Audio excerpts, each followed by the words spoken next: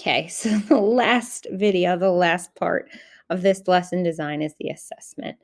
Um, so this part is not necessarily expected to be covered in your lesson that day. If you only have 45 minutes, it might be difficult to include a full assessment in that same day's lesson. So this might come 1 or 2 or 4 lessons later. But you are going to be thoughtful about how you're assessing those objectives. Did your students meet the objectives you hoped them to?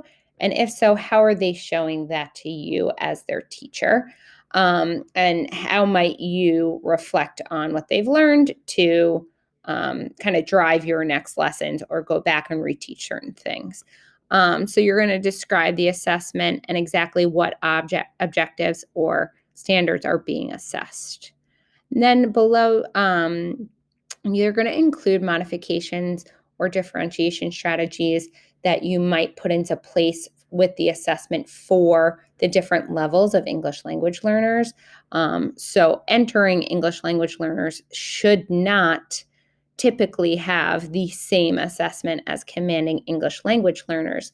Think back to that ZPD, zone of proximal development, and think about what an entering English language learners meeting of objectives might look like compared to a commanding learners meeting of that same objective. And for this part, you might not have all these levels, and in which case, you could just put NA if that's not applicable.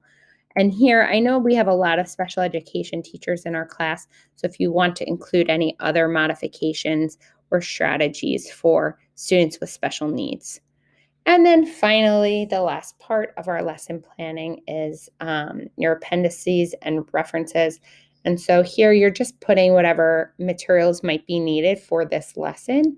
You don't have to copy and paste all of your materials into this document. If you prefer, you can create a Google Drive folder and put everything in there and just share the folder with me. Or you can do what I love to do and just put everything in a Google slideshow. And since a lot of us are teaching online now, that might be more helpful for you to practice. So I'm flexible with how you present that, just as long as you share all the materials and references with me. And lastly, I just want to mention that there are some example lesson plans. So those are included in the week 5 folder.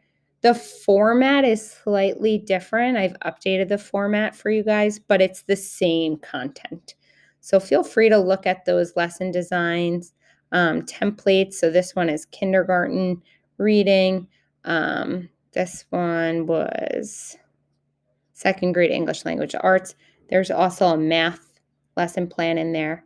And finally, in our Google Drive folder, there is resources for differentiation. So feel free to look through some of these, and maybe you want to use one of those in your lesson. Go for it. So I hope that all makes sense, and I look forward to seeing your lessons.